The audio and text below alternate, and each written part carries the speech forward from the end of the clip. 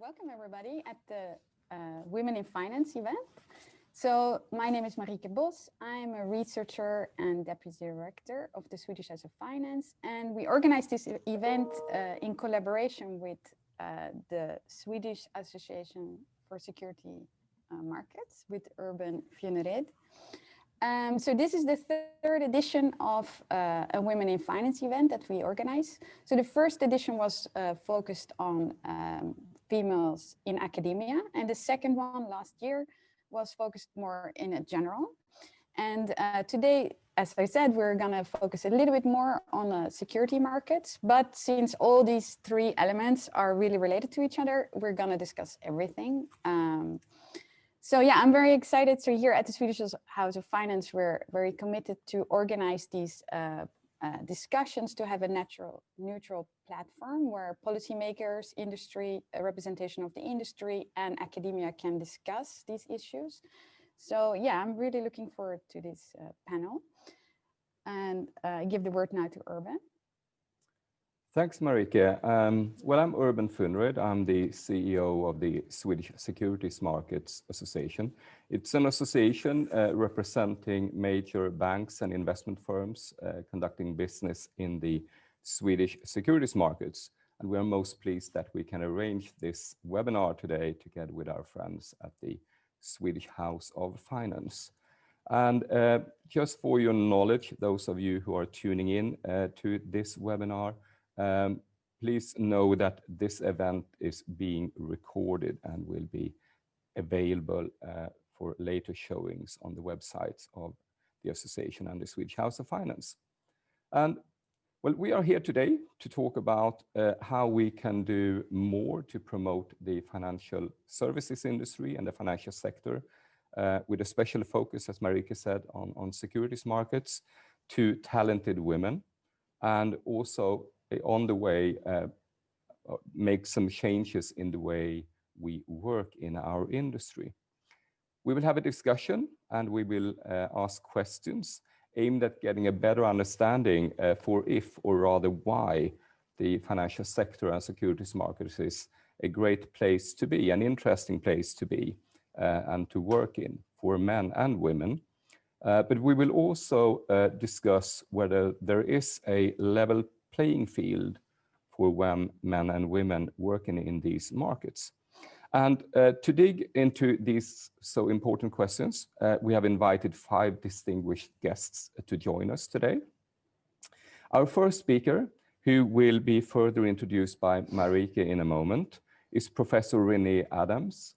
She's Professor of Finance at Said Business School at Oxford University. And following the introduction by Renée, we will have a roundtable discussion with 4 distinguished representatives of the Swedish and indeed the Nordic financial markets. Our participants in the roundtable in alphabetical order is Elisabeth Beskow. She's the CEO for DNB Bank Sweden branch. She has more than 30 years of experience from the financial services industry from SEB and Swedbank. And she holds an MBA from the University of Warwick. We also have Maria Jansson. She's the head of markets at Swedbank, and she's a member of the management team of large corporates and institutions of Swedbank. She has more than 24 years of experience in the financial industry, and she holds an MBA from the Gothenburg Business School. We also have Johanna Norberg. She's the country manager Sweden for Danske Bank. She has more than 22 years of experience from the banking and financial services industry. She has studied economics and business administration at Lund University and Stockholm University. And finally, we also have Lena Österberg, who's head of equity research at Carnegie Investment Bank. She has worked in the financial services industry for 22 years in Stockholm and London. And she has an MBA from the Stockholm School of Economics and has also studied at the University of St. Gallen. And Marieke, now I hand over to you. Thank you. So I'm really pleased to introduce Renée Adams. Professor Renée Adams is professor at, as Urban already said, at Said Business School at Oxford University. And she holds, she has a master in mathematics from Stanford University and a PhD in economics from Chicago University. Afterwards, she started working at the New York Fed and actually here at the Stockholm School of Economics as an assistant professor in finance. Then she moved to Australia for a while, and recently she came back to Europe to work at Oxford again. So her research focuses on corporate governance and gender, so diversity issues also within corporate governance. So how do information flows and diversity impact the effectiveness of governance? And she studies not corporate governance in general, but also within the banking sector.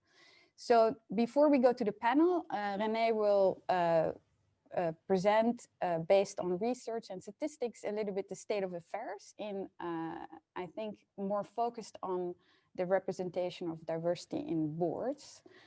So I give the word to Renée. Thanks very much, Marieke. I'm just going to share my slides right now, just to make sure. Can everyone see them? Yes.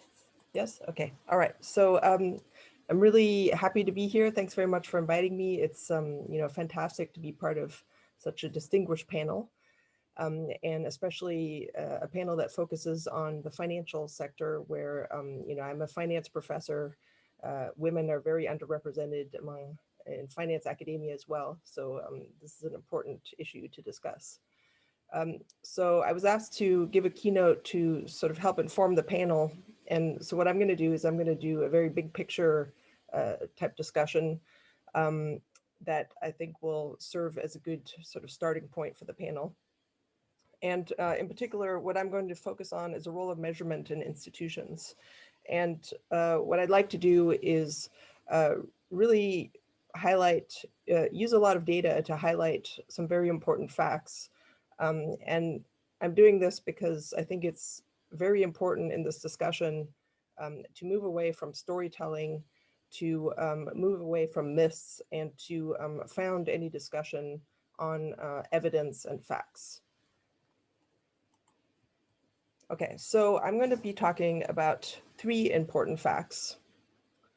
The first one is, we all have this sort of sense that women are not represented as much as we think they should be. They're certainly not represented to an equal extent as men in many positions and many sectors.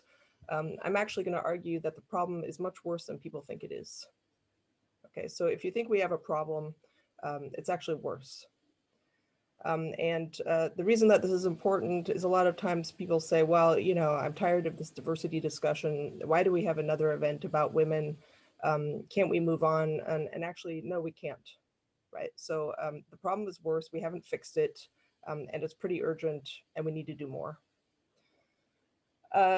The second fact I'm going to highlight is that women's representation varies widely across countries.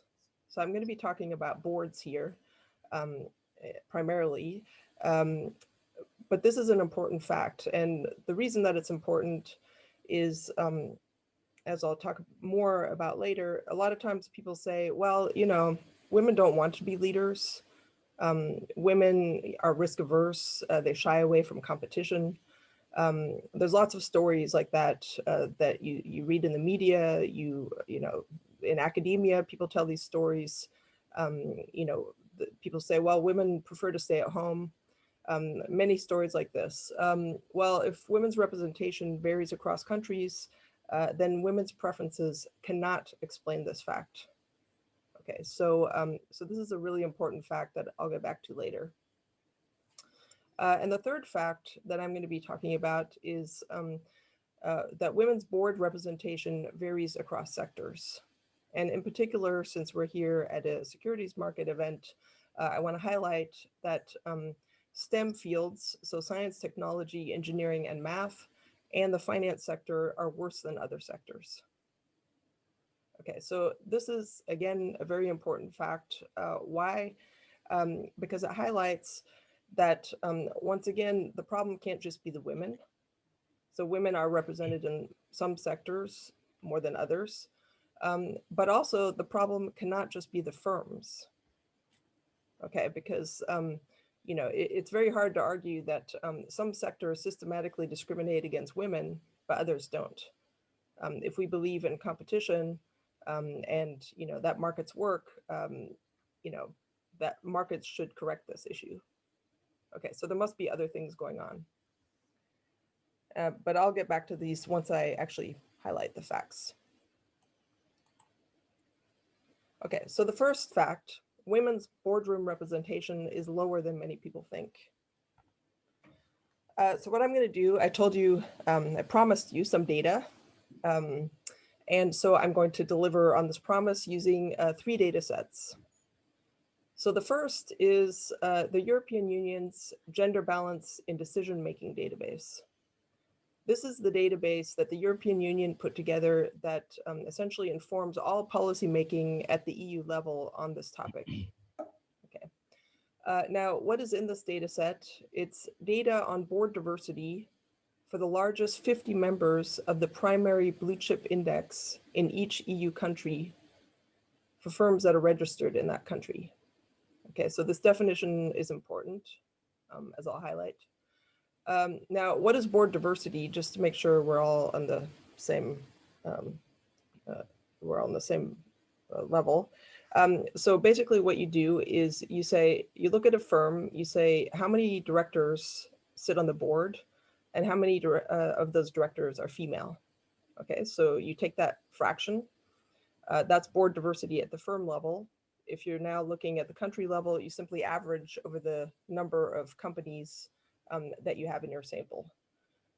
So for the European Union's gender balance in decision-making database, you know, they'll have like 50 companies in a country, and then they'll average this number across the 50 companies.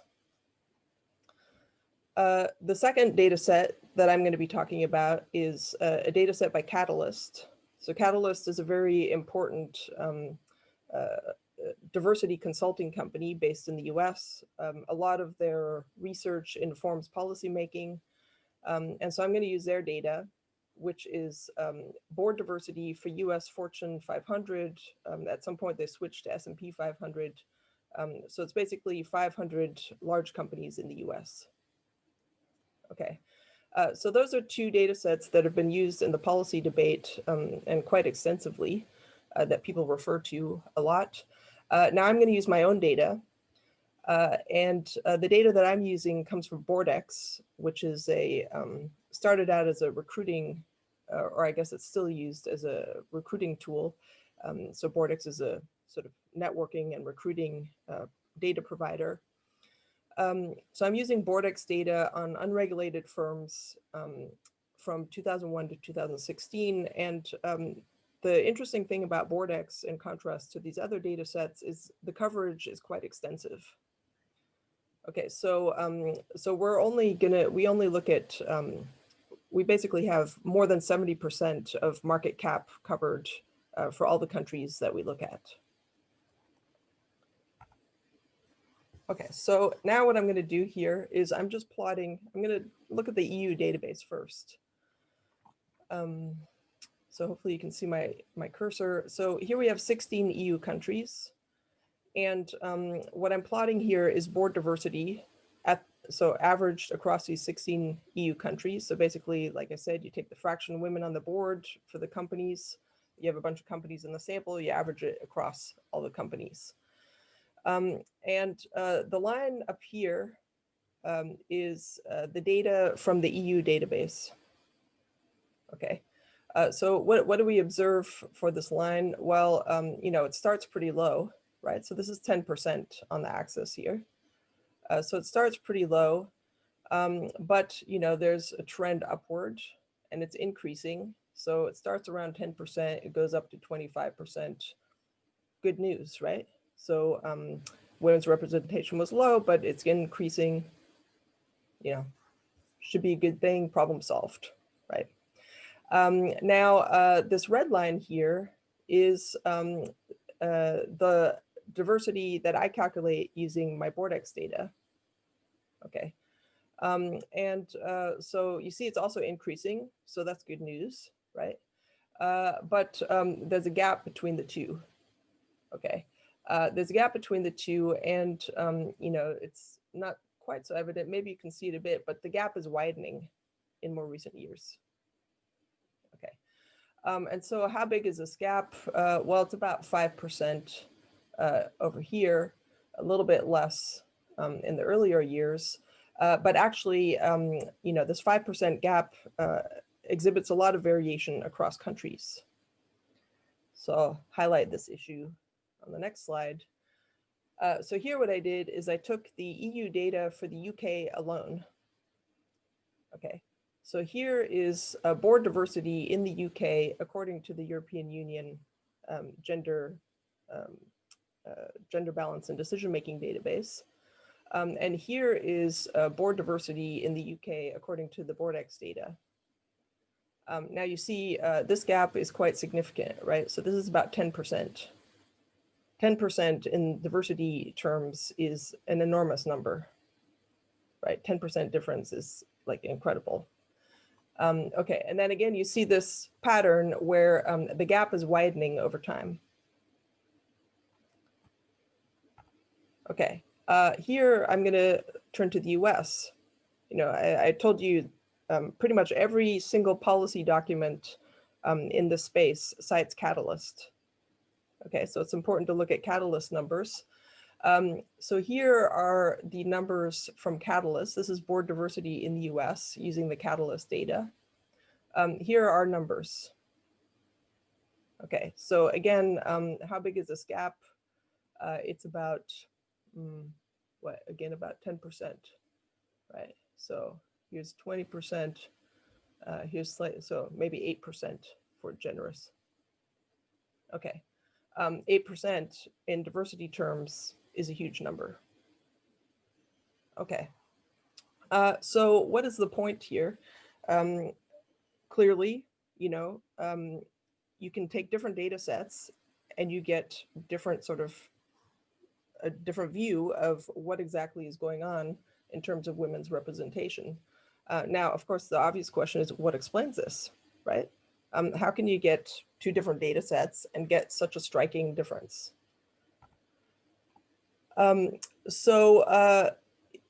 Definitions of data sets matter, right? So I told you that the EU data set consists of the largest 50, so it's board diversity for the largest 50 companies in each country in the EU.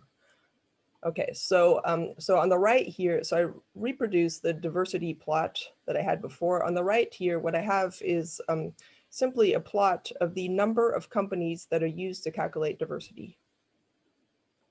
Okay, so so here, this blue dotted line matches the dotted line over here. So this represents the number of companies that are used to calculate the EU diversity numbers.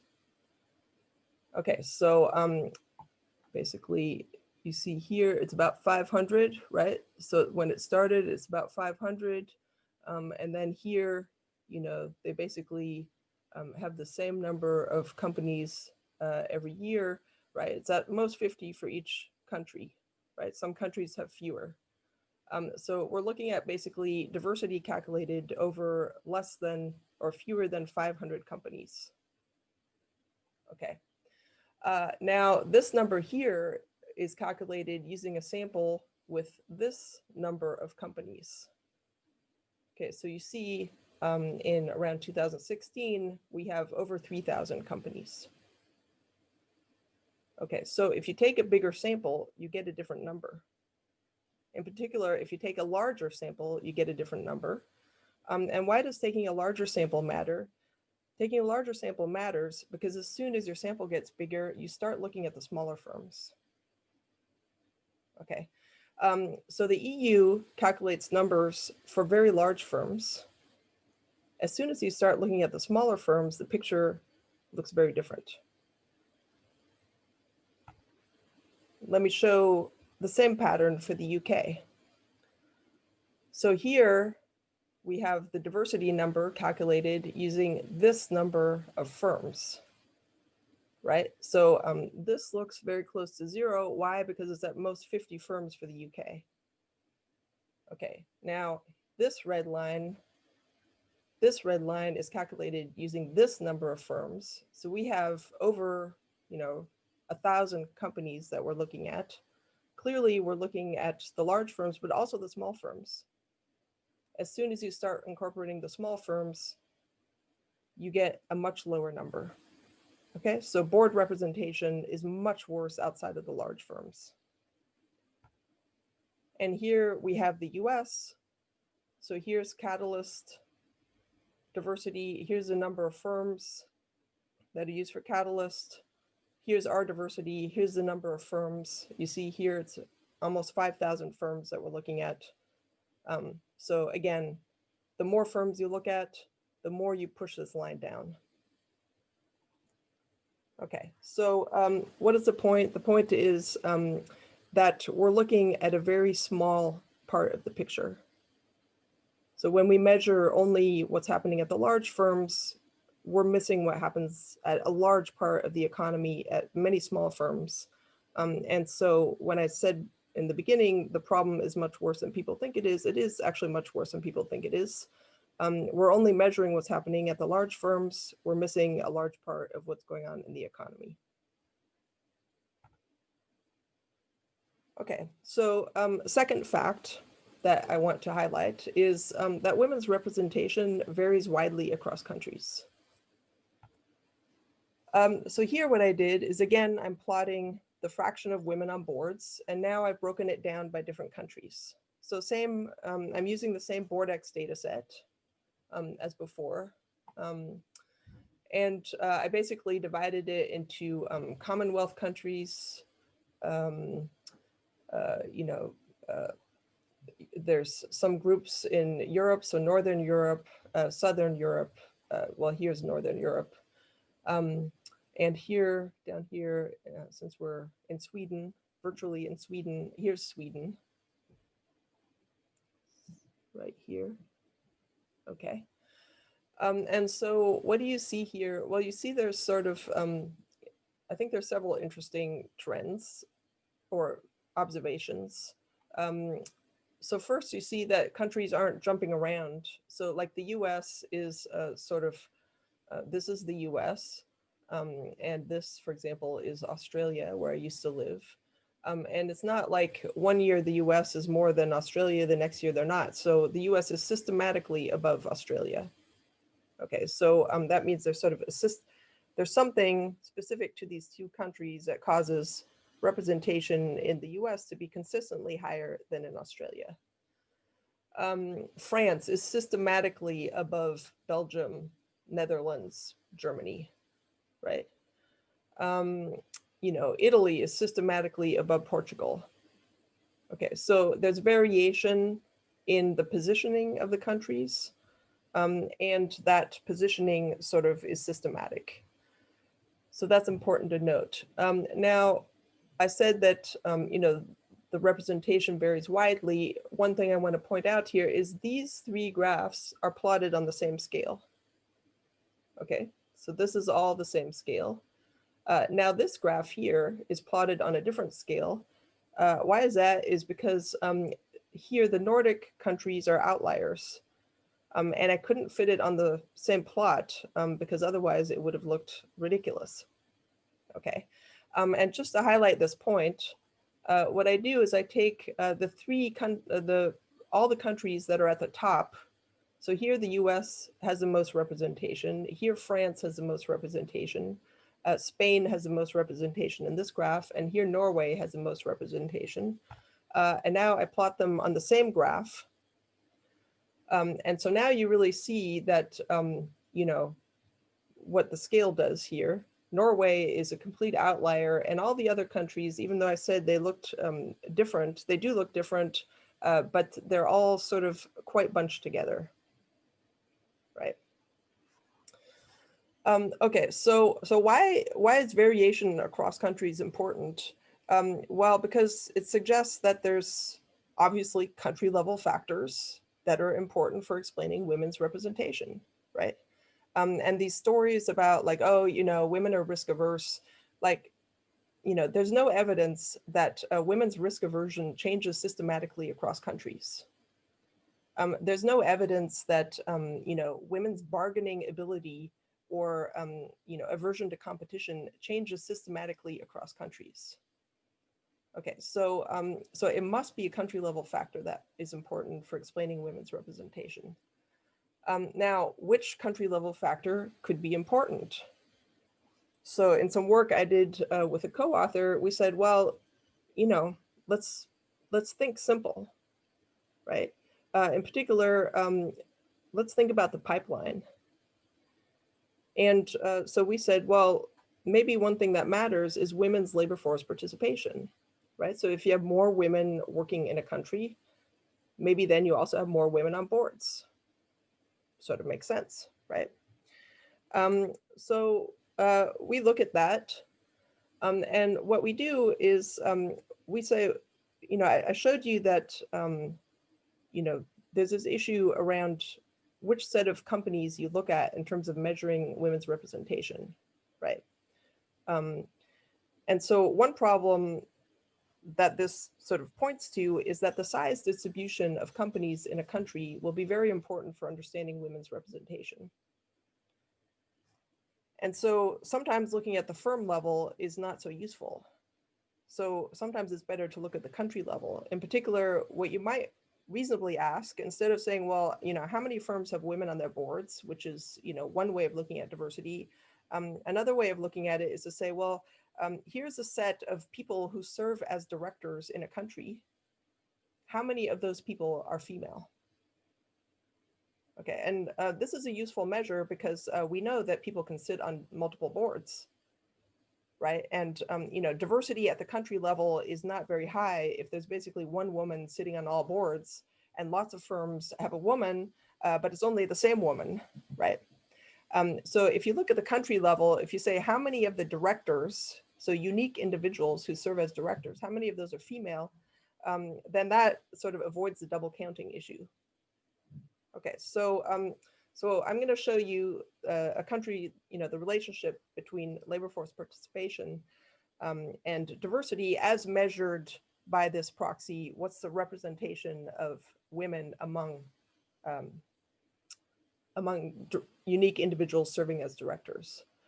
And just to make the point, again, that there's a lot of variation across countries. So here what I plotted is, this is the average representation of women in the director population across countries. Okay. And these bars, the top line represents the maximum among the set of countries, and this represents the minimum. Okay, and so basically what you see is, so this is the average across countries, but there's a lot of variation, right? So this gets, again, back to my point that there's a lot of variation across countries. Okay, so now I put up this regression. I'm sorry, it's sort of a messy table, but I'll just point out the important bit. Hopefully you can see a bit. So the dependent variable here is exactly this measure, women's representation in the director population. Okay, and I'll just make a couple observations. So our hypothesis was that labor force participation should matter. So female labor force participation. We put that in the regression, and actually what you see is there's some negative signs here. So if you hate regressions, let me just explain what that means. So as labor force participation goes up, women's representation in the director population goes down. Well, this is crazy, right? Doesn't make any sense. Okay, well, one thing that is important to understand is labor force participation measures also count part-time work. Okay, now you think about women. Are women, people always say, well, women, big problem with women, they have to balance family life, right? So women are actually very highly represented among part-time workers. But doing part-time work does not lead to a directorship at a major listed company in general, I would argue. Okay, but I can also prove it. Because what we do is we take the labor force participation measures and we strip out all the part-time workers. If we do that, then what we're left with is the representation of female labor force participation among full-time workers. And so that's what we have here. So female full-time labor force participation. And look, this lights up like crazy. So it's positive, the coefficient. There's stars on it, which, you know, if you like statistics, means it's important, right? Okay. So what does this tell us? So in countries where more women work full-time, there are more female directors. Okay. So is this about women's preferences? No. Is this about, women, shying away from competition? No, right? This is about country level sort of factors that enable women to work. And the important thing here also is that, there are countries where women work. So like this idea that, well, they don't work because of their preferences doesn't make sense, right? They don't work because it's hard to work, not because they don't want to work, right? Okay, and then another thing I want to point out, Marika, how am I doing on time?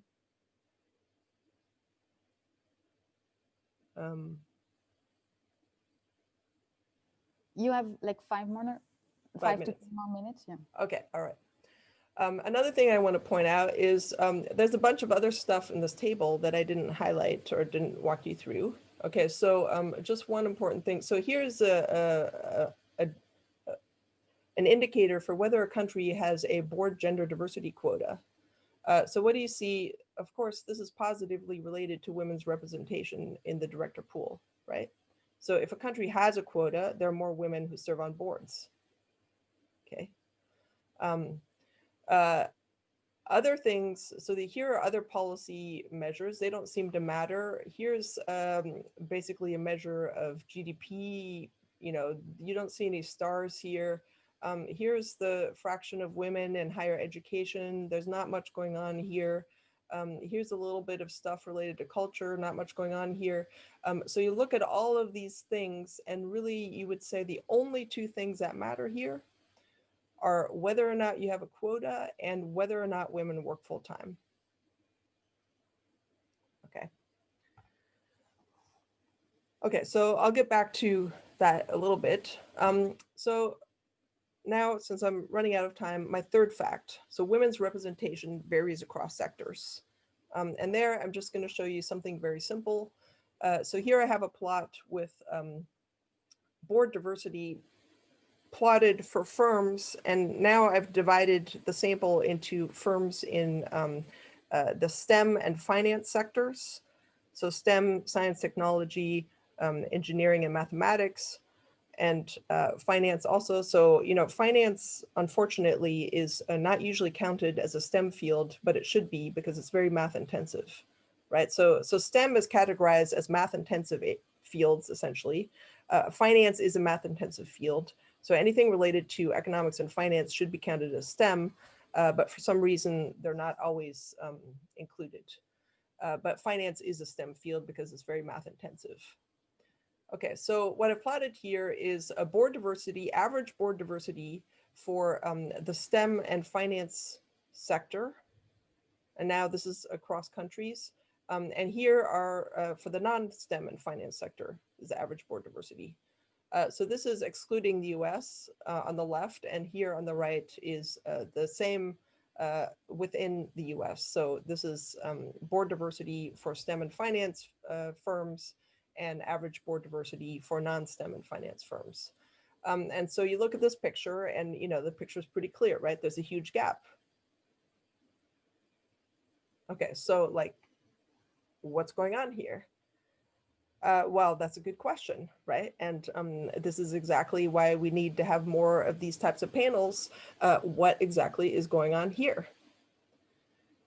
Now, one important thing that I want to point out is you look at this and you say, well, maybe this is like some sort of discrimination story, or, maybe this is, a lot of the policy discussion around gender quotas talks about, the fact that nominating committees at firms are, they rely too much on old boys networks, that kind of thing. If you look at a picture like this, you say, well, this is really unlikely to be only a firm level problem. I mean, it really can't be the case that, firms in one sector systematically discriminate and firms in others don't. I mean, that would be a very strange market equilibrium. And so what this points to is there's other things going on that are related to, there's sectoral problems and maybe also more fundamental problems. Okay, so I'm probably like really pushing my time here. So let me just conclude. So what I showed you are what I believe are 3 important facts. There are many other important facts in this debate. So the first is that women's boardroom representation is lower than many people think. The second is that women's representation varies widely across countries. And third, women's representation varies across sectors. And in particular, STEM and finance are much worse than other sectors. Some implications of these facts. So as I've mentioned several times, so women's preferences simply cannot fully explain these facts. So we need to move away from these stories about women's risk aversion. I could go on and on. I have like a bunch of work in this area. There's much to be said about this. So this is just not the explanation for why women are not represented. Okay. Now, what are some important implications of these facts? So the first fact suggests that women are much more likely to sit on the boards of large firms. We don't really understand why that is the case yet, but it's important to recognize. So what are some implications of this fact? So first, the country level size distribution of firms will affect the measurement of women's representation. So if you're looking at 2 different countries, you say, well, why is there more representation of women in this country versus that country? Well, you need to be careful how you measure this. And, if the size distribution of firms will affect the perception of women's representation. Another important implication is one has to be very careful in interpreting numbers in this debate, right? So I do not know of any sort of widely circulated diversity survey that does not focus only on large firms. Okay, so of course it's natural. You focus on the large firms because it's easy to measure the large firms, right? So you just get a data set, you say, oh, well, the large firms, they're transparent. I can easily figure out what diversity is. Sure, it's easy, but it's misleading. Okay. And it's misleading in a particular way. They overstate women's representation. So the problem is much worse than people say it is. And really, there's a lot of work that needs to be done in thinking about smaller firms. Second, the implication of the second fact, countries in which more women work full-time have more female directors, right? It's sort of like, once you say it, it's obvious, but it's important to understand. So if we want to fix the problem, we need to understand how do we get women, if they choose to be able to participate in the workforce to the extent that they want to. And there's a quote by Bertrand, a paper also on this topic. In their paper, they write, "A continuous commitment to the workforce is a sine qua non condition to reach the top." That's what the evidence really is consistent with, right? And finally, the representation of women varies across sectors. As I argued before, systematic firm-level discrimination cannot fully explain this. What could explain this? Well, there's many possibilities, but we're here in a talk about the financial sector.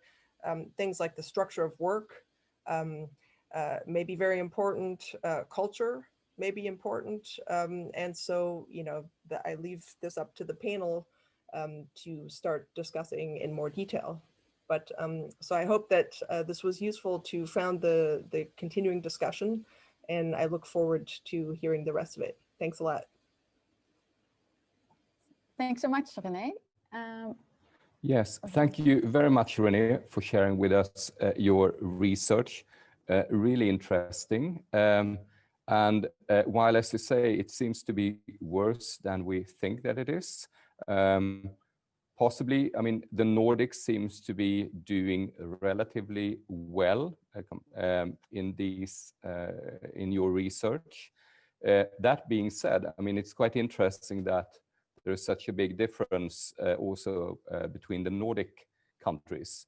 So I think we will have food for thought here, both for our roundtable here, but also for future webinars on this topic. And of course, the reason why we are here is that we know that more can be done to attract more women into the workforce, into management, onto boards, and into our member firms. And that is actually one of the reasons why I'm here today, because our member firms, the banks and investment firms, they do see this as a huge challenge, both for now and for the future.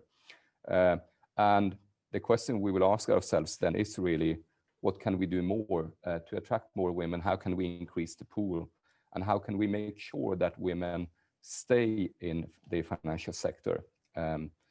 And our goal today is not just to repeat what has already been said in a number of seminars in the past, but rather to try to move to the next level and lean on the personal experiences and thoughts and knowledge of our panelists. And I will kick off the discussion with one question, and then Marika and I will take turns and ask questions in the following up.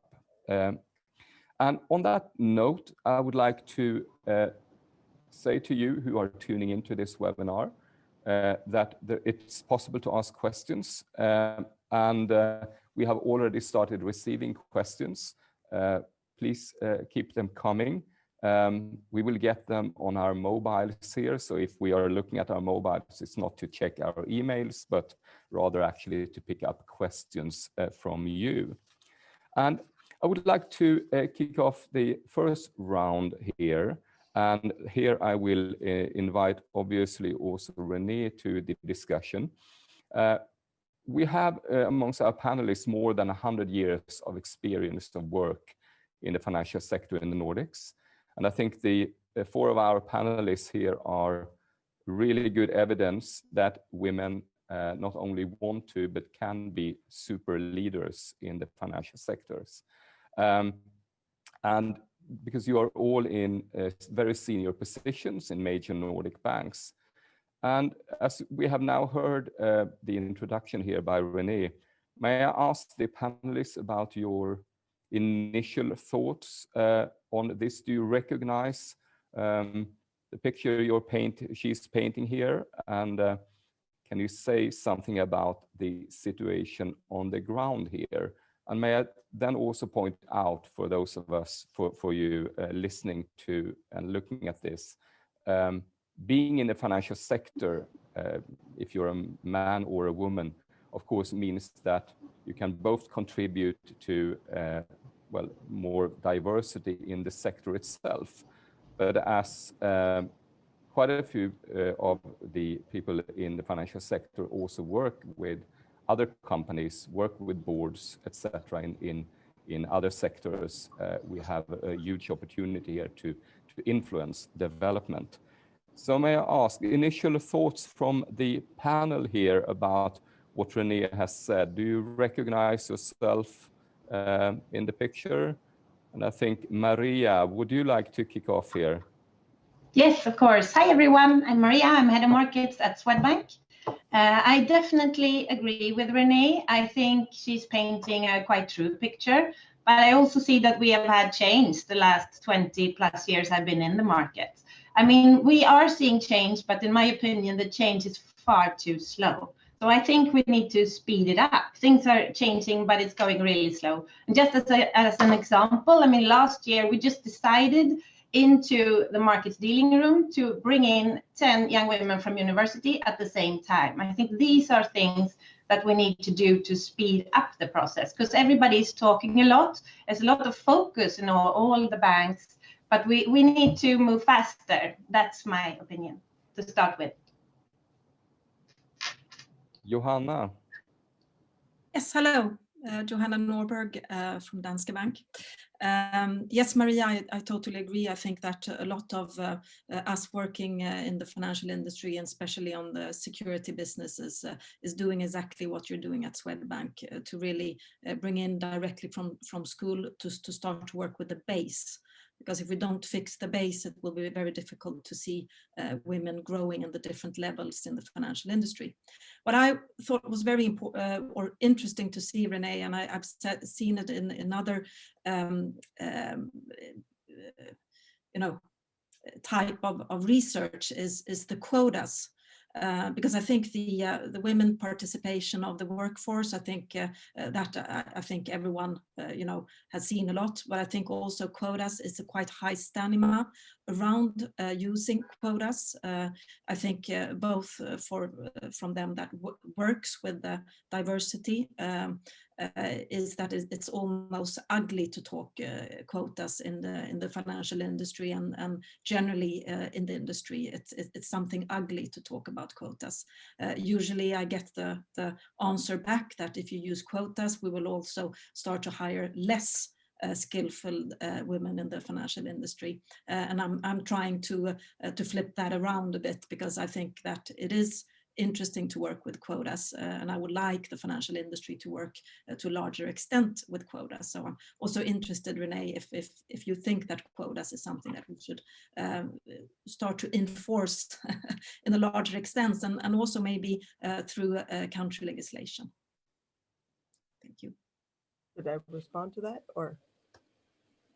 Yes, Renée. All right.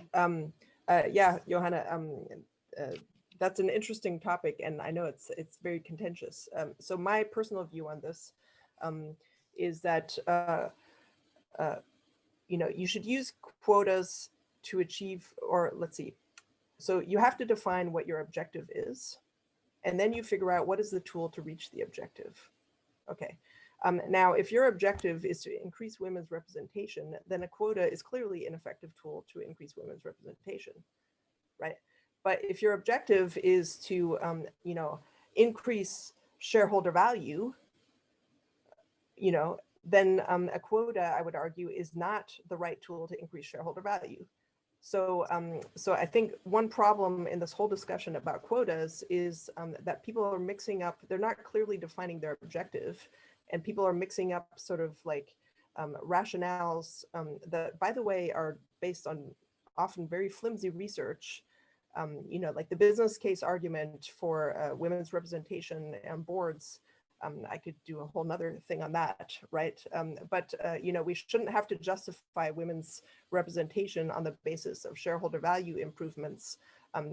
If you're about solving inequality, then yes, quotas are effective. But if you want a different thing, then quotas may not be effective. So, and Lena, you have a comment. Yeah, no, I think that it's I agree with the comments on that we have to have a broader base, because I think, we have a strength in numbers, and it's easier to come in if you in a new firm in the finance market if there are more of you. So I fully support that. And then also to add to Renée's research, we've also done at Carnegie in our sustainability research. We look at 350 firms across the Nordics, and what we see is exactly that Norway is way ahead, and that's because they have quotas. When they implemented it, their share of board representation of women increased dramatically. We've seen that Sweden has been steadily increasing. We're now at 40% almost, which is very good.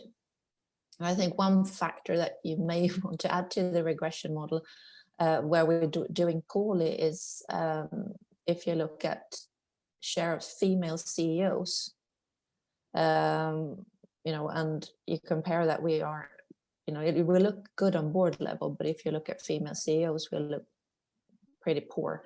We're around 8%. And I think that if you want good board members, you have to start at the management level. You have to increase the share of women in management. You have to have more female CEOs, because that's where you pick your board members in the end. And Elizabeth. Thank you. It feels good to work for a Norwegian bank, looking into the statistics, and it actually trickled through. We have a goal for level 1 to 4 in the bank that it should be 40-60. And last measured, and this is the public figures that is in the reports, and it's just beside the return on equity.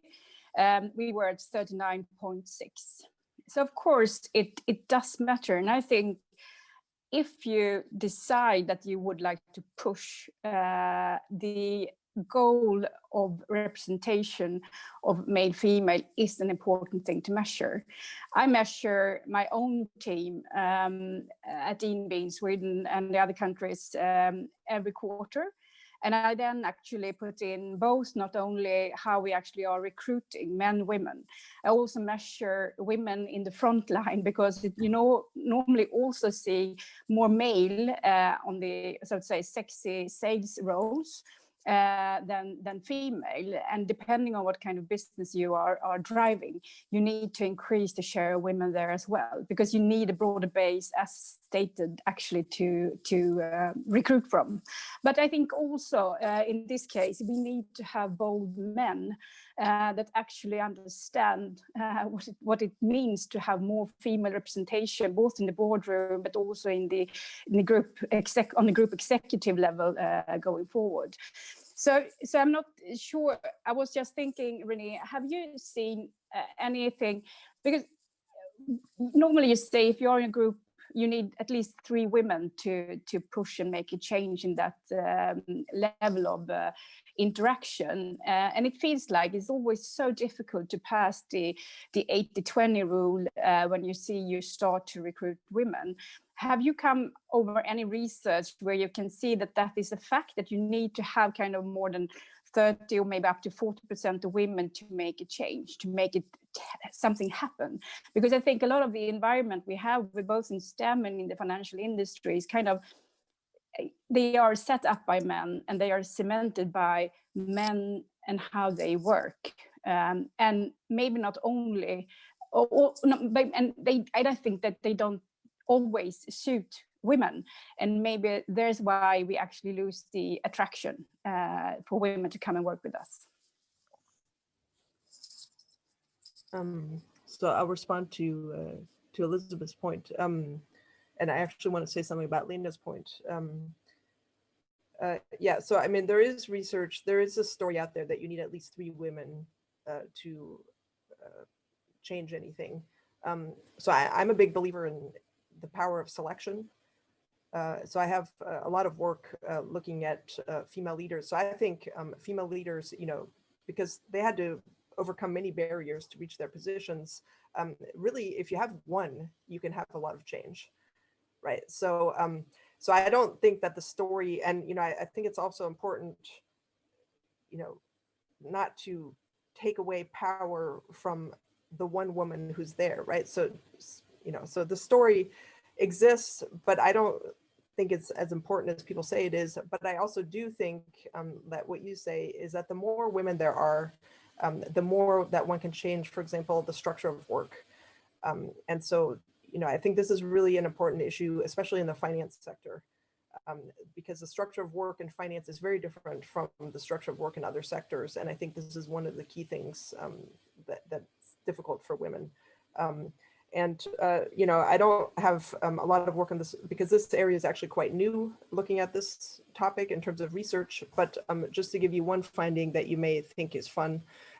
So I have some work looking at whether directors show up to board meetings. And what we find is women show up to board meetings more than men do, but the men show up more the more women are on the board. And so that suggests that the more women you have on the board, there is a change in culture that leads the men to show up more, right? So that is actually consistent with your observation that having more women can really change things. And I did want to just briefly mention Leno's point about the female CEOs. So this actually is a really fundamental issue. And so in our work, what I showed you was basically non-executive director representation. If we look at executives, the picture is completely different. And one problem is there are so few female executives that you can't even run the regression, right? And so we don't even know the first thing about what it takes to get women into executive positions. And one important thing that's, I think, also getting back to this quota issue is that the quotas don't cut it for management level. Quotas help get women on boards as non-executives, but they do not help solve the problem, or very, very indirectly, they don't solve the problem of women's representation among the executive ranks.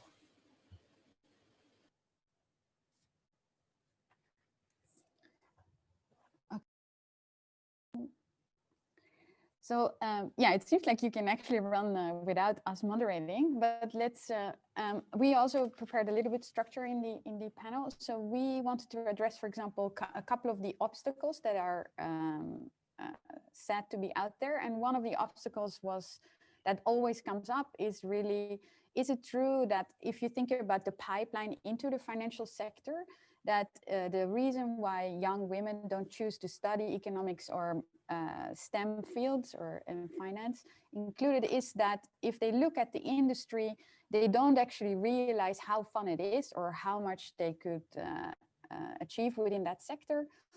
So that it would be an informational barrier that prevents them of choosing that industry to pursue a career in that industry.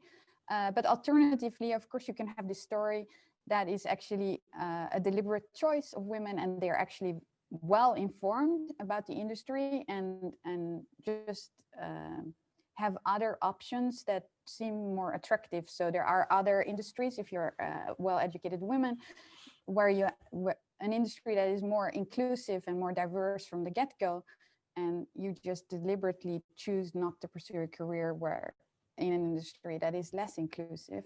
So we thought it would be interesting to hear your views on this. Do you think it's an informational barrier, or do you think it's a deliberate choice? So if you try to recruit women, is it, or if you try to convince young women to study this, what do you think is going on? So do any of you want to respond to that? Yes, so Johanna? Yes, so I totally agree on the fact that the financial industry has, to put it bluntly, a bad reputation out there. I think that years and years of portraying people working in the financial industry in a quite non-attractive way, to be honest, and also movies out there and things like that is probably putting especially women off from seeking into the financial industry. I think all of us in this call, Maria, Lena, Elizabeth, and myself, has spent time on the universities and met a lot of students and trying to come in an early stage. Because what I've seen is if you come into the university in the last stage of their education, the last year, then you will only find men in those kind of education when it comes to KTH, for example, or the financial educations on the various university.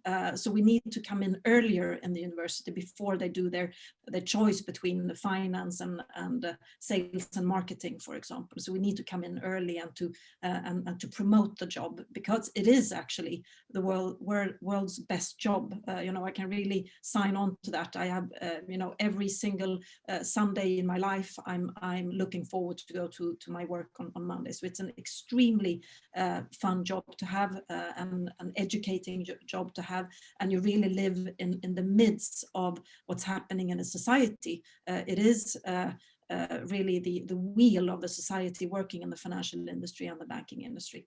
And then, of course, if you look at the past few years, I think the reputation of especially banks has gone even worse with what is happening with the different whitewashing scandals around. So I think we are been dragged. We have a bad reputation, but we also have a very long-term bad reputation that goes, 20, 30 years back in time. So can I ask, so when I listen to you, Johanna, it sounds like you would argue that it is a misinterpretation. So women judge this bad reputation based on not fact. So it's not true that the bad rap that is going on there is not based on facts. So women should just be informed about how fun it is, and then they would choose. Is that correct? Yes, informed, and then also, of course, it needs to be portrayed a bit differently in media and stuff like that to be able to also have the bigger picture. So what would that be? So what do we do wrong, basically? So I mean, I would like to move the discussion into really concrete things. So what is it that we communicate wrongly about the sector that would convince women to choose a career in this sector? I don't know if Maria wants to answer, but I think we communicated a bit too macho. If you look at the financial sector, if you look at, for example, a large M&A transaction that goes on in the financial sector, you collaborate between different teams. You're working very closely both with your clients and internally with different teams. It is a job that entails a lot of close relationships and skills when it comes to communication, skills when it comes to sew things together, project management, and so forth. So yes, Renée, it is very a math-heavy part of the regular industry, but it's also an industry that really should attract women in the larger extent, because it's so much more than the math. That is what I would like to do. It's extremely fun type of way of working. So Maria, you have some views on this as well. Yes, but I think, Johanna said it extremely well, and I share Johanna's thoughts there that, to have a job where you go into the door to the dealing room in the morning and you feel lucky, you want to dance and laugh. that's not many people who feel that strongly and are so happy to go to work. So I think just like Johanna saying, and myself and Elizabeth and Lena, just going out and actually telling that this is a fantastic industry to be in. And also, like I think Johanna said really well, I always say that as well. Usually the women who want to come to us, they come because they are interested in macro and math. But when they come in, they say, I didn't know it was so much fun too. I love the figures and all the connections and the smartness. But they are so surprised that it's so social, that you have so much client interaction. And usually you say that, maybe generalizing, that women are really good juggling many things at the same time. And this is exactly an environment where you have to think fast, take decisions, and do many things at the same time. So I usually go to schools and tell the young girls I meet that this is exactly what you should do. But I also think we need to look them up. Because usually when we do even internal recruiting, which is quite sad, there's only almost boys applying for the jobs. So then I learned I have to actually go and fetch the girls I want. I have to tell them that you should apply. And they say, oh, do you think I could do that? So, we still have lots of work to do with just promoting the different great, fantastic things about our industry to change the negative picture. Because like Johanna, I think you cannot find anything more fun to do. It's fantastic. And may I ask on that note then, you are fantastic, role models. Of course, now you're in very senior positions, but you have not always been in senior positions. what do you think about your position and your role that you may have work to do serving as role models, female role models, for younger women than in doing a career in this sector?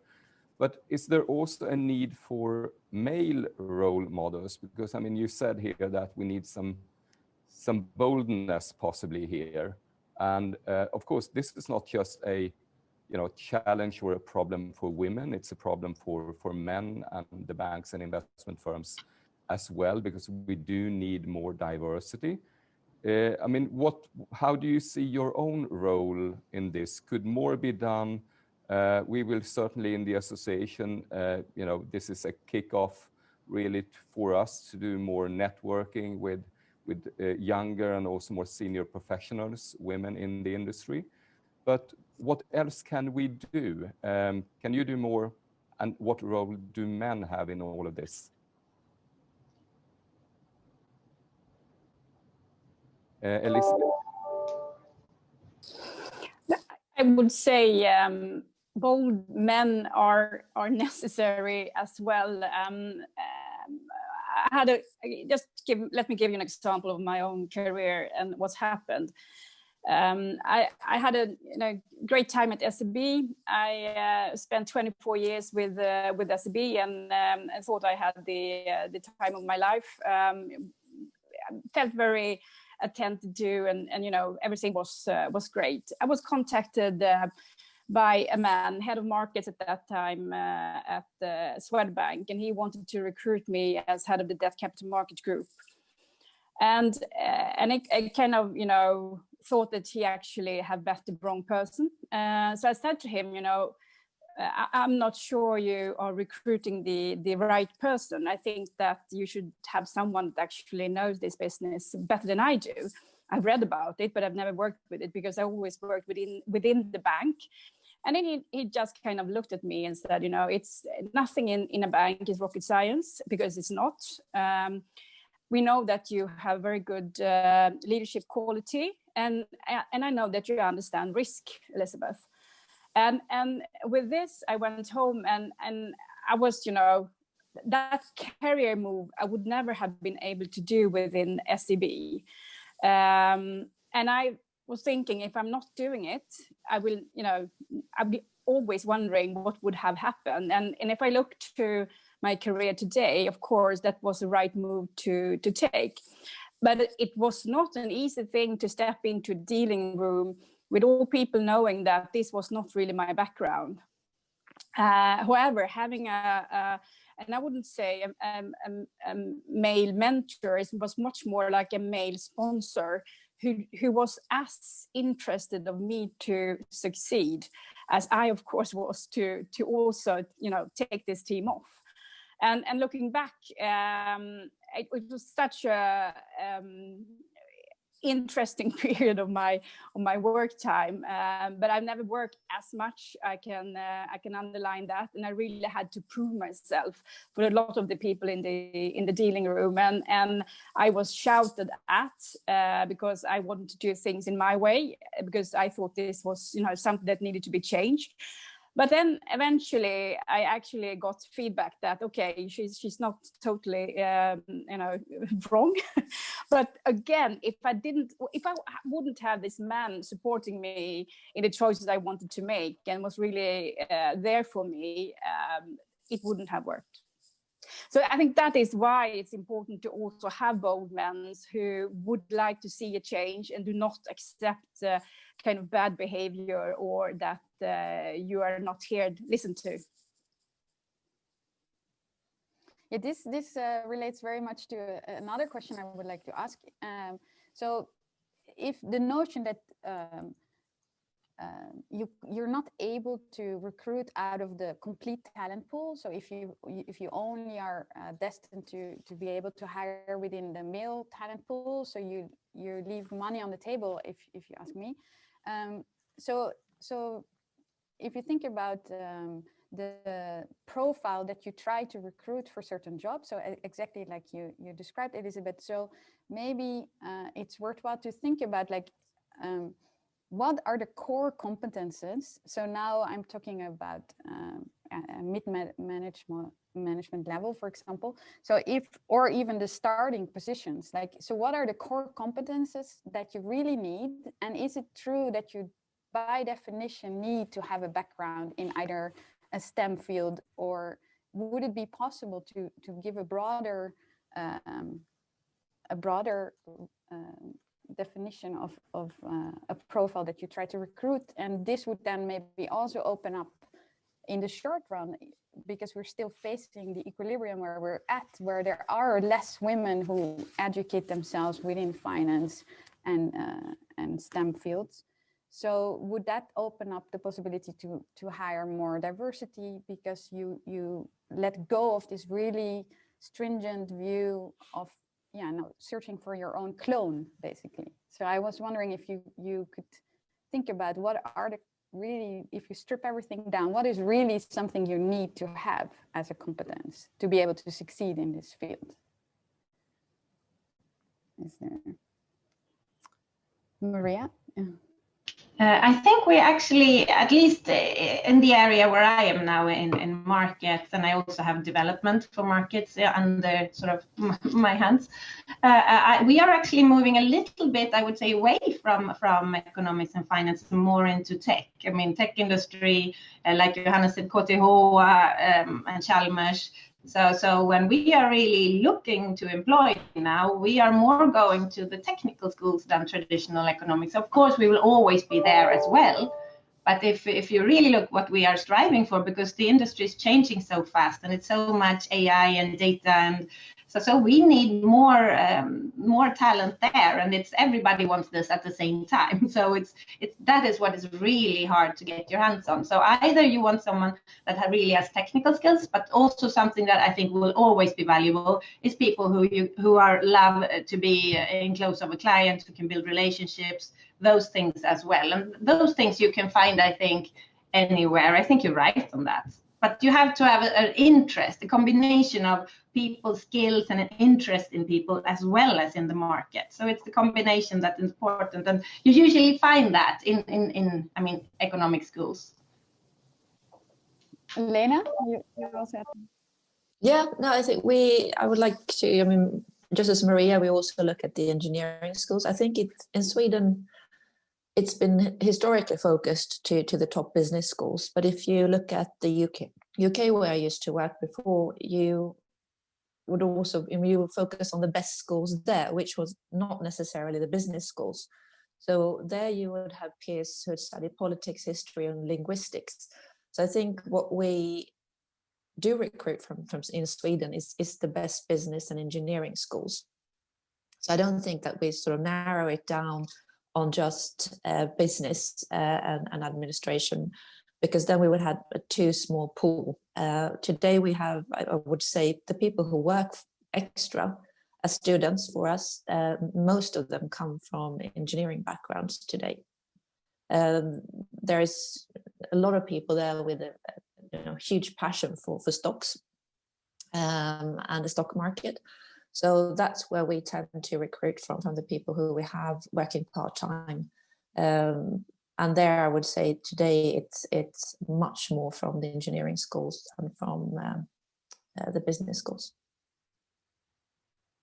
Yeah, unfortunately, there are also little women, of course, in engineering schools.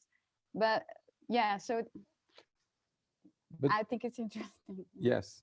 No, I think one question there, I mean, as all of you have, worked with or even in London and elsewhere, I mean, in the Nordics, or at least in Sweden, we do have quite a lot of focus on engineering, technology, and economics business.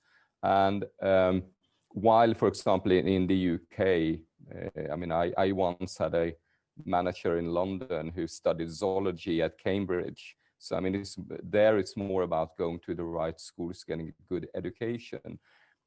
For those young women who may be tuning in today, who may be studying humanities, social sciences, etc. I mean, is there, not least considering that the financial sector will play a huge role in sustainability, do you think there is room also for those who may not, as you all have been to, as you say, business school or engineering schools? I mean, is there room also for those who have studied languages or other subjects at school? Johanna? I think, I don't know if it was Maria or Elizabeth who said it, but you need to have a grounded interest in what you're going to work with. So I could imagine if you study languages, I don't think it's in, or maybe now I'm being narrow-minded. Probably I am, but I don't think a person where studying languages, have a real interest to step into the financial industry, because if you have a real interest to step in this field, engineering or financial industry, then you don't choose to study languages. So maybe I'm just narrow-minded, but I would say it would be very difficult. I think we would end up in a situation where we search around in a pool that's not interested. We are courting the wrong girls and guys here. So they need to want to dance, so to speak. Yeah, what I meant is not so much that you start searching at the universities. I was more like, if you get like your stack of applicants to the job that you have out there, would you, make a different filter into which applicant you're inviting for an interview, for example? So I can imagine, like it is here in academia, it's like you try to search, you think you're also best in recognizing quality if it's more like you, because you actually have been to that school, or if you've done that education, so you recognize how you can be how you can stick out in that certain dogma, basically, where you're in. But would you be able to like make a different selection among the pool of applicants, so those who want to work with you, and then maybe go to a different, you're not from the top university, but you're a top student in a maybe lesser ranked school? Would that be something you would consider, or you really always stick to the same profile that you used to? Maria? I think it's not it doesn't necessarily have to be a perfect school for me. I don't really mind whatever school or whatever country, but like we were saying, there has to be genuine interest for what we do. That's the most important things. You won't work that hard that you need to do if you're not interested. And so that is the key, I think, the interest. But then, of course, if you have a lot of applicants, and it's easier, you select the ones that have some kind of base that shows their interest in macroeconomics or tech. So yeah, it's difficult to do something completely different, because then you don't show your interest, like Johanna was alluding to. And a follow-up question on that, we have received a question now from the audience. It's really about diversity. Now we're talking about women in finance primarily, but if you have a different background, if you have a different nationality than the Nordic one, or if you have a different religion or so, how difficult or how easy is it to find a job in finance? Does that also have to do with interest, or is there kind of a barrier there as well, if we talk about diversity in a more wider sense?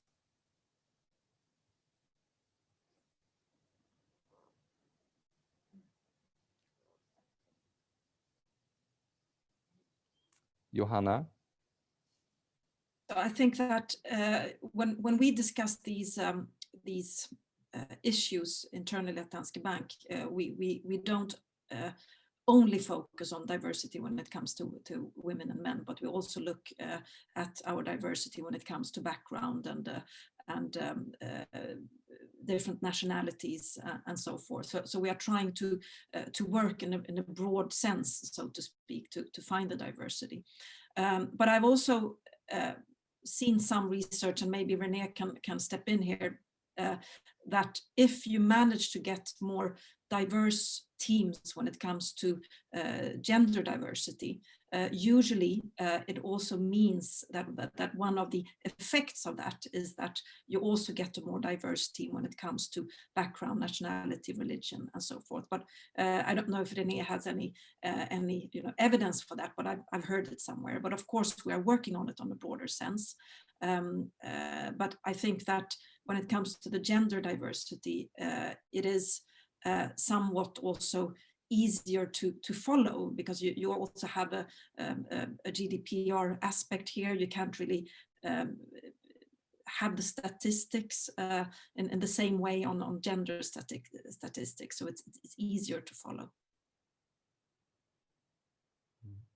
Just to jump in briefly, so I agree that increases in diversity can be associated with increases in gender diversity can be associated with increases in diversity in other dimensions. The problem is, like you say, it's difficult to measure other dimensions, right? And so it's not necessarily, like, it's not automatic that if you increase more gender diversity, you have more nationality diversity. You could be increasing a different dimension of diversity that you don't know, right? It could be a diversity in skill sets, or diversity in backgrounds, or diversity in connections, or, you know, but yeah, so, but it is difficult in general to measure other dimensions like race. Very difficult to measure diversity in race, ethnic origin, that kind of thing. So gender is really much easier. And also, in some sense, well, one could have a big discussion about this, more of a problem, I think.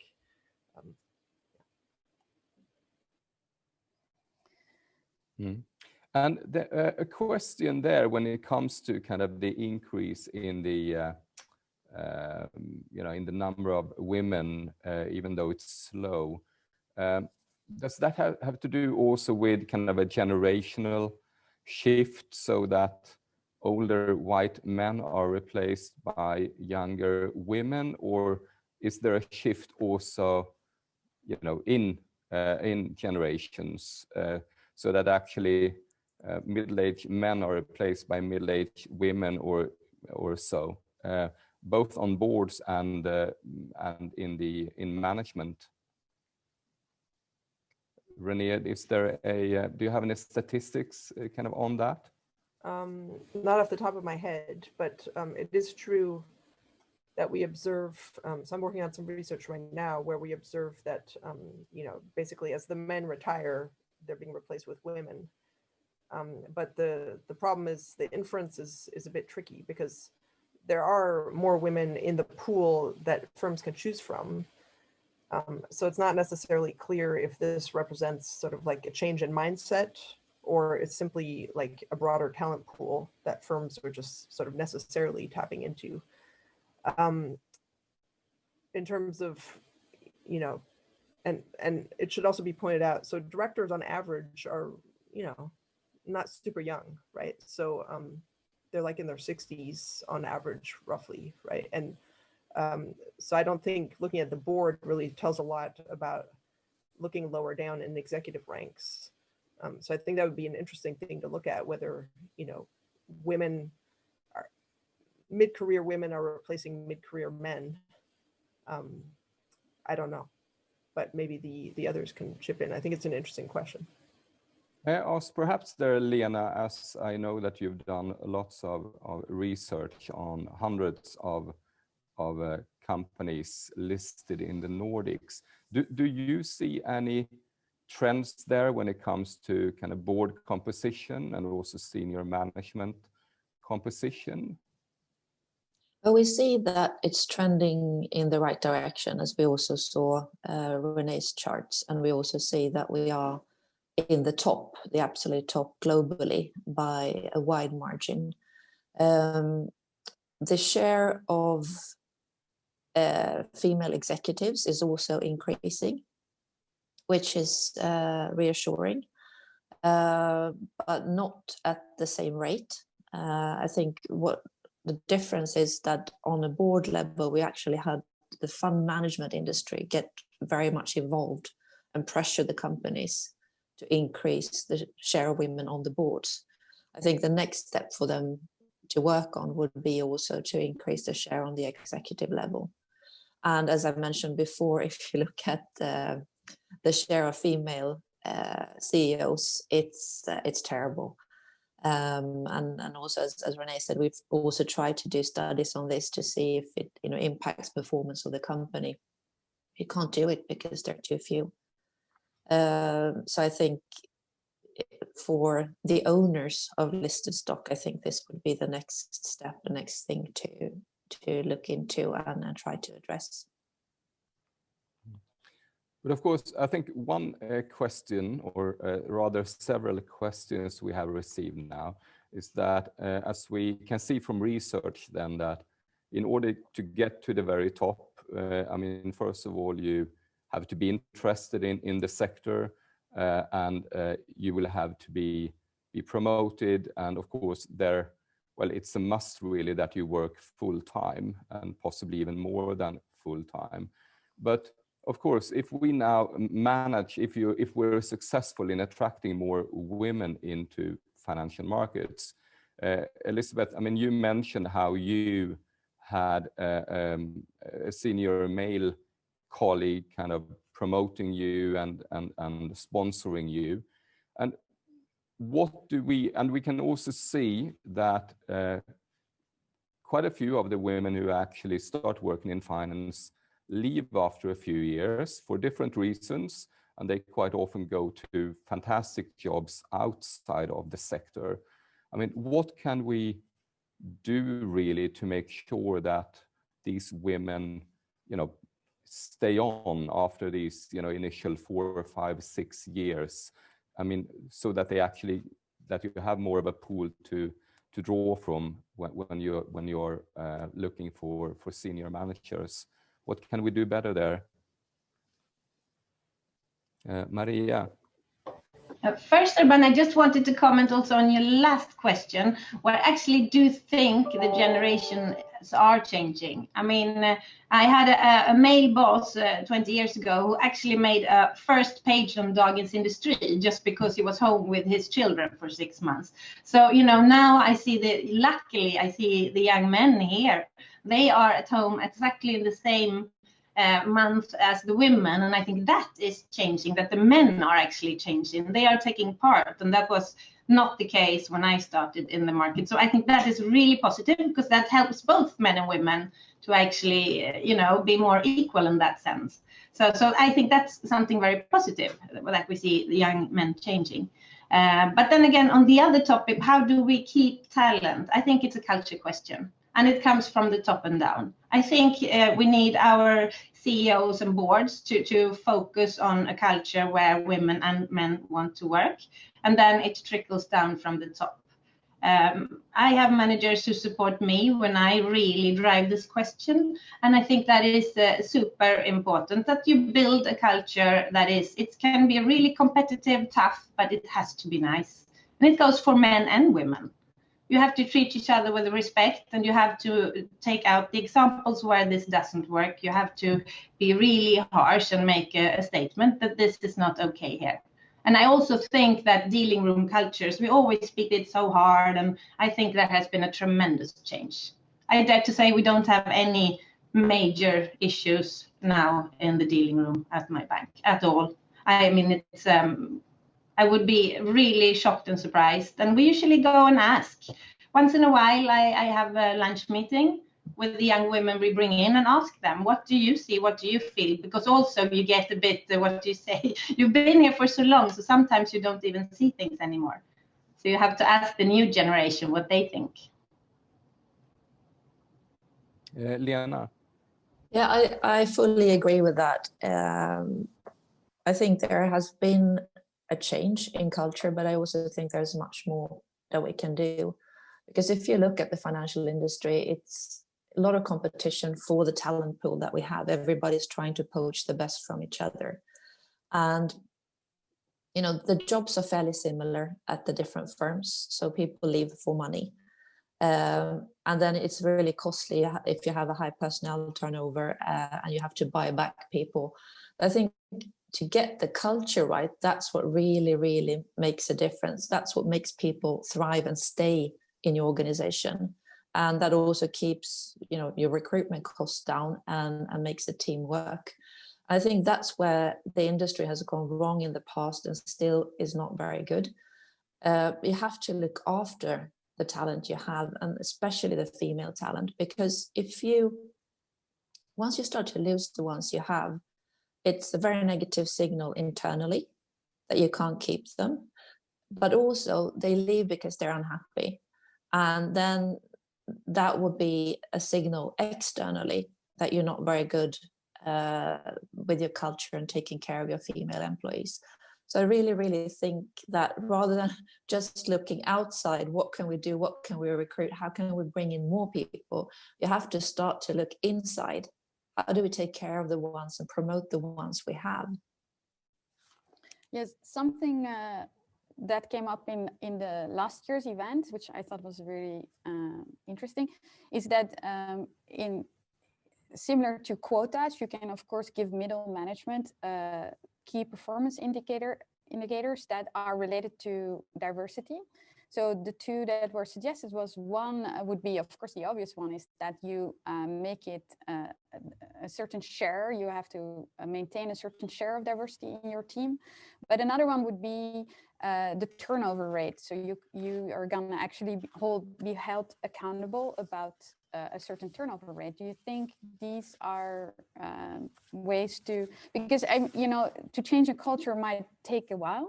So this was argued last time, that maybe you can speed things up by putting pecuniary incentives. No, so if in this sector people typically respond really strongly to pecuniary incentives. So if you would put KPIs, this might actually speed up the process.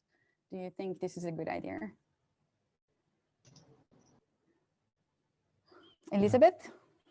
I have to say KPIs, I think, is extremely important. And I think that we have 7 KPIs that we are using, as I said before, both from a management level, but also when it comes to specialist in the bank, how does the male and female looks like, and also who are leaving the bank, in order to track if it's female or male who actually is leaving. But I think that with one thing to ask yourself as a woman on mid-level in the financial industries is also, how do you increase your impact as a woman in order to be relevant for the position that there is up for grab? And here actually I think that we also can have something to talk about, because I feel that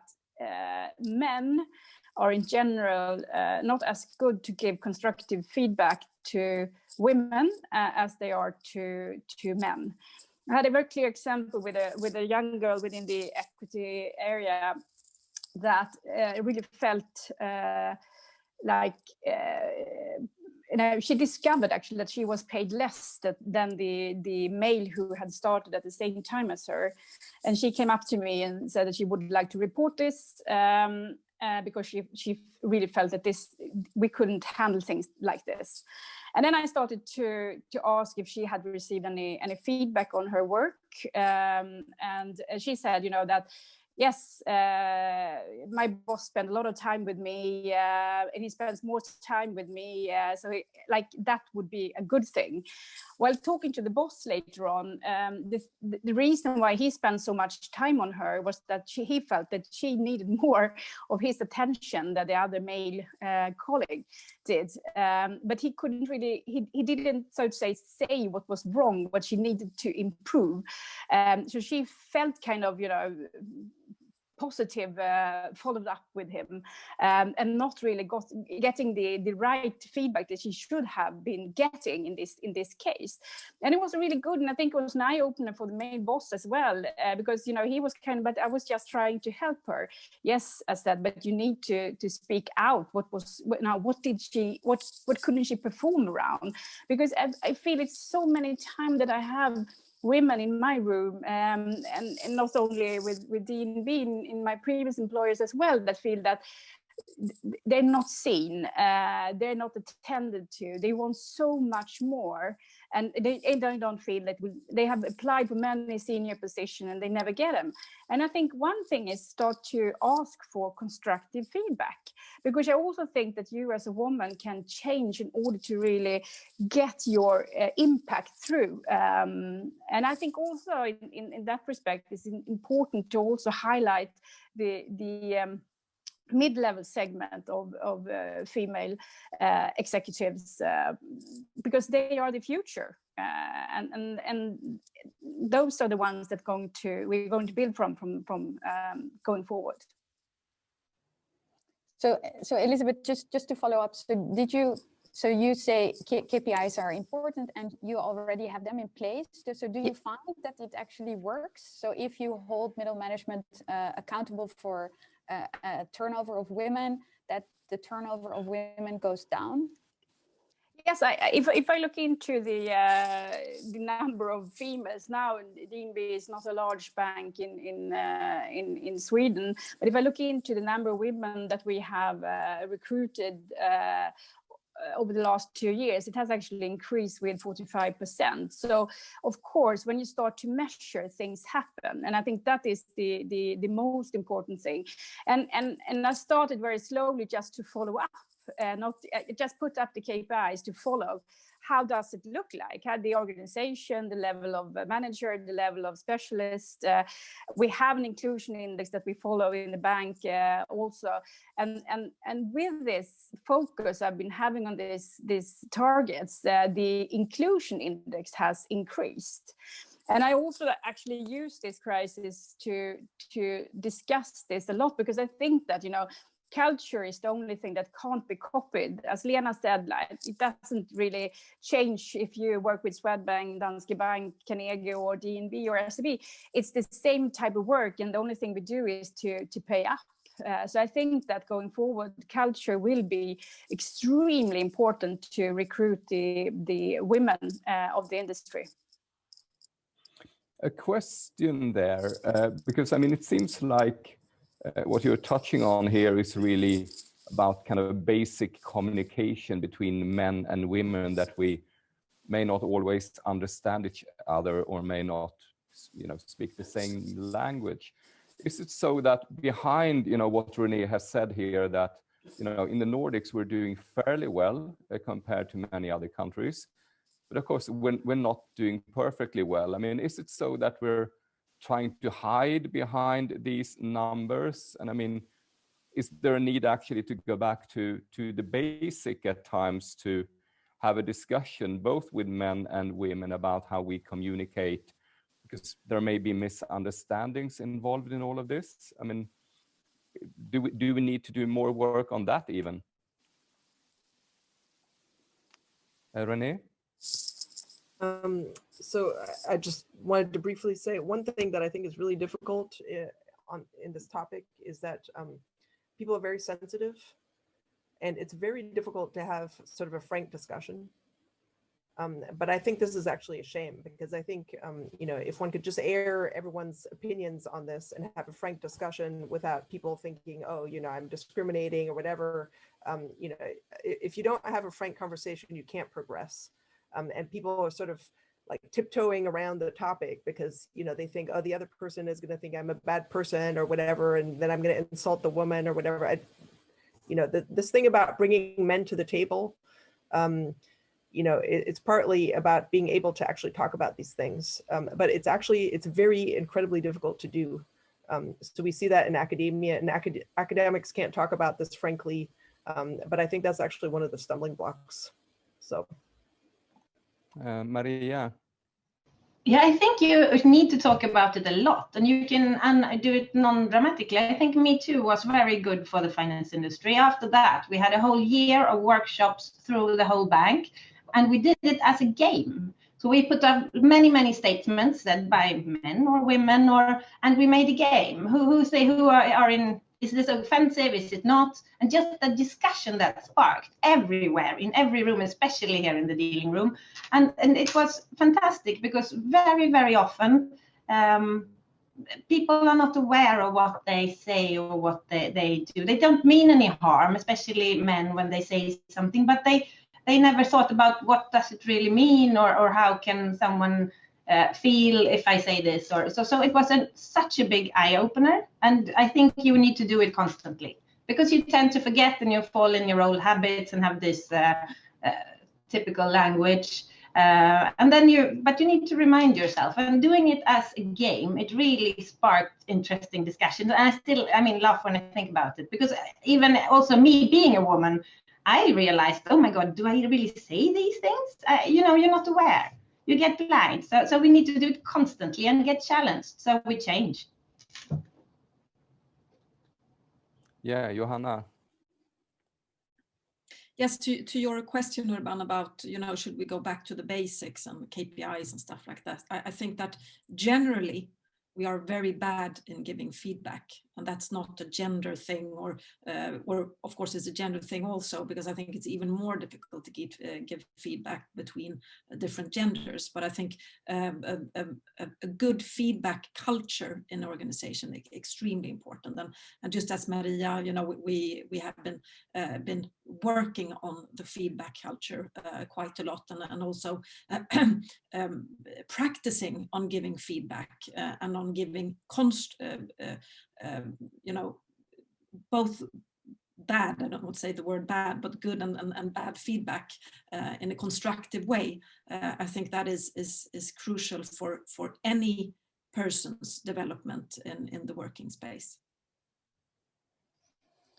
Okay, so we wanted to also address the changes that came about due to COVID, and I think related to the idea that you mentioned, that the culture is maybe the one that you're going to compete against each other with. So if you work more at home, it might be true that the thing that binds you together within working at the firm it gets a little bit less pronounced. And imagine that from this period with COVID, we're gonna move towards working from home more. So that could be good for women, or it could also, and good for men.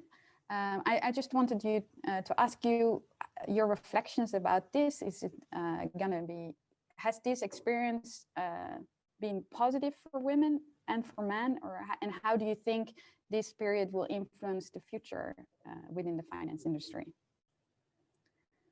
Lena? Oh, you're muted. I have to confess I have mainly men in my team as a percentage. I think it looks the same as most parts of the finance industry, but the feedback I get from my team is that it's clearly reduced stress, but it's also improved relationships within the family. Many of my male colleagues have said that now they can, without stress, without guilt, go with their kids to school. We start very early in the morning. Typically now everyone has breakfast together. So that has improved the whole family dynamic, work balance within the family, improved relationships between them and their partners. So the overall feedback is that this is extremely positive. What I'm taking away from this as a manager is that we will definitely keep the flexibility to let people work.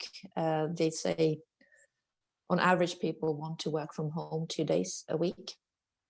That would clearly make things easier for them. So that's what I'm taking away, and that's what we will implement also post the pandemic.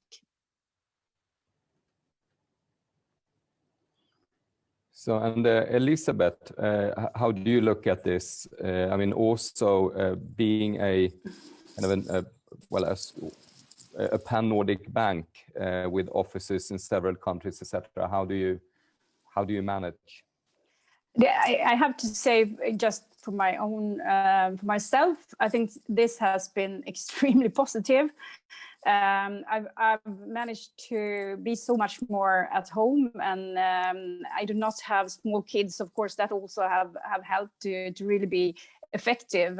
I think in the beginning of the pandemic, I worked, I don't know, so many more hours before I realized that in the afternoon I tried to take the one-on-ones with my management team, walking outside, and you can do so much more and not feeling guilty that you're not sitting at your desk like 12 hours a day. So I think this has been really good, and also for the organization, the reduce of travel, the reduce of cost for travel, and also I think a lot of us understand that you don't really need to travel in order to interact. We are closer than ever before in Teams or in Zoom. And I think that the organization as such has been so much more productive. The only thing I was worried about was really losing out on cooperation and culture. So that is area that I've been pushing through a lot of with my digital meeting every week with all staff, talking a lot about culture, how to help each other, because it's definitely so that you can see that it's easier to misunderstand each other, and when you not meet at the coffee machine, or you just have this formal meeting over the computer. So Johanna. Yes, I can sign off on the positive elements mentioned by both Lena and Elisabeth, but I think there are also negative elements to this. We tend to erase the border between your private life and your working life. You've been sitting around your kitchen table all day working. Your laptop is still on. You're starting to prepare dinner, and you have your laptop in the corner of your eye, and you can see it starting to blink with emails, and you check them, and so the flip side of this is that we need to also be cautious of people's time, and that the work is moving into your own personal space here.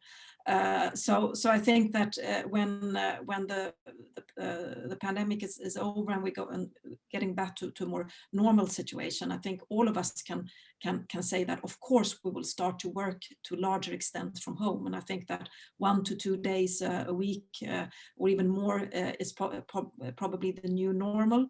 But as manager, it's very important also to respect people's time and to respect people's personal life, because otherwise we will have a lot of stress related things coming out of this, because you can never really let go of your job. So that's one thing. The other thing is that we need to the importance of actually meeting your manager and your team members physically is also something that has grown in importance throughout the pandemic, because it's also there you can find energy, you can be a lot more innovative, and so I think it's the combination we need to strike for the future, and not only be like totally convinced of this is the only way forward. So a bit of a balance, and there are negative things coming out of this as well. And Maria. No, I totally agree with all of you, but I think they're both positive and negative, and it depends really also on what line of business you are. I mean, I have very different teams. I have teams who work 100% at home, and I also have traders who work 100% in the office. And, all the flexibility is fantastic, and I think we will keep that for those roles where it works. But then again, like Johanna was alluding to, it's not just positive. What we do this employer survey also, and we add a lot of questions on COVID. And what we've seen now is that people actually say they are missing their colleagues so much. They are begging to come back to the office. And when I look at my management team, we have said that everybody who can work from home should be, so we are only a few people here. But the ones who've been home now, they are really, really longing to come back. I mean, I think humans are social creatures, and I don't think that it's 100% perfect, and I do not think you can have as close relations from a distance. That is my personal opinion, at least. I think you can be really effective, but you miss the small, the small laugh, taking time for just chatting at the coffee machine. I think that is important for culture too. But Maria, just a quick question, because we're almost rounding up, but do you think in everything you said about the pros and cons of working from home, do you think there's a gender aspect to it? Do you see that more women are destined to be back in the office, or is it more men, or is there no difference between the genders? In my opinion, there's no difference. Both the men and women have had, like Elizabeth was, I don't know who said it now, that you could, it maybe was Elizabeth, that you could really leave your kids, or it was Lena, to drop off your kids and not stress picking them up from daycare and so on. And I think that nowadays it's the same for men and women. That's what I see, and that's really positive. It didn't used to be like that, but now it is. Well, good, thank you. It's time to wrap up now. And well, it's obvious for all of us and for all of you watching this that we do have some challenges in our industry. On the other hand, there is an awareness and there is a willingness to do things better, to do things differently when we come out of the pandemic.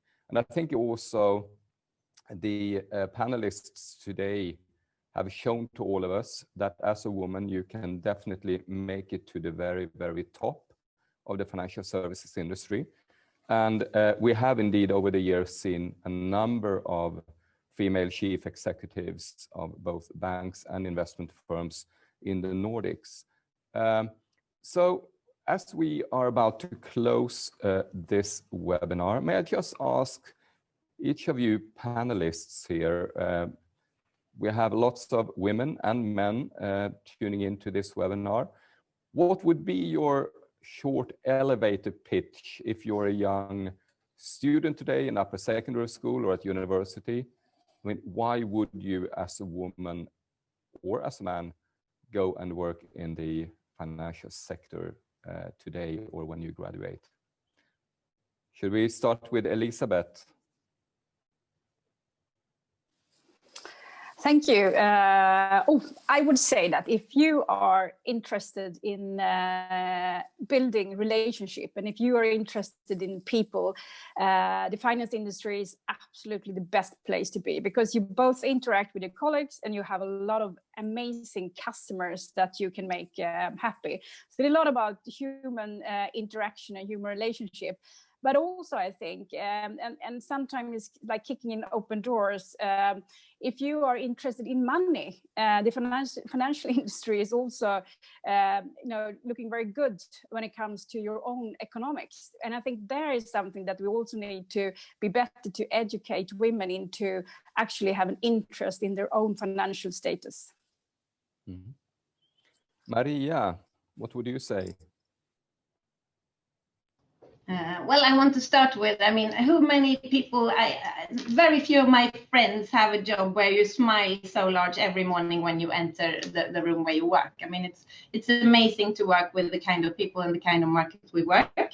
I think the pitch is, if you want to work with really smart people, you want to laugh every day, you want to meet fantastic customers, and also, it's okay to be different. I think that's important as well. We always speak that it's so much negative about our industry, but if I look around here in the dealing room, there are many, what you say in a positive way, nerds, and it's okay to be different. It's okay to be a nerd, because that's part of the fun. People are very, very different. It's not a homogeneous bunch, and I think that makes it really dynamic, fun, and exciting. But you have to also love markets and business and interaction. So come join us. Great. And Johanna? Yes, I really think that you are in the midst, or if you want to do a really impact on society, then the financial industry is the place to be. It is in the financial industry where we help companies to grow, we finance companies to grow, we help lowering the unemployment, we help increasing the growth of a country. You really are an important block in building a society. and extremely fun to be in that situation, to really in the core make an impact on the society. And also when it comes to sustainability, it is in the financial industry where you will make the most impact when it comes to sustainability, because it is the financial industry that will help to do the transformation of the society as a whole to a more sustainable world. So if you really want to be in the midst of where things are happening, the financial industry is the only place to be. Thank you. And Lena? And now you're muted. Yeah, I think everybody has put it really well already, but I think what remains to be added is that you sit in the middle and everything you do is impacted by political decisions, economic decisions. So it's a constant news flow of really, really interesting, ideas, thoughts that you have to react to.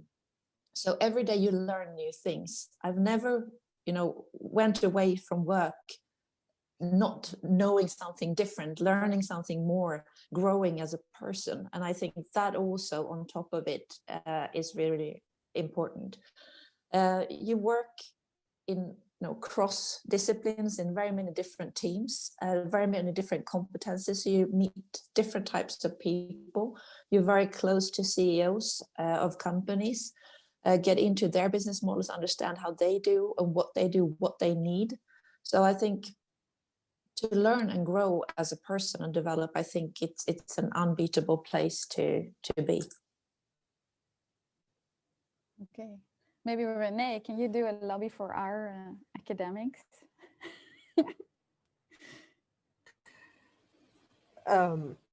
Well, so let me just maybe piggyback on Johanna's statement. So there is actually a lot of academic evidence that the finance sector is important for country level growth.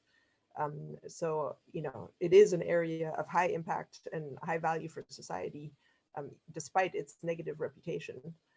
And so, working in finance academia allows you to tackle the big questions, right? And that's, if you're going to be an academic, you want to have impact, and that's where you can have impact.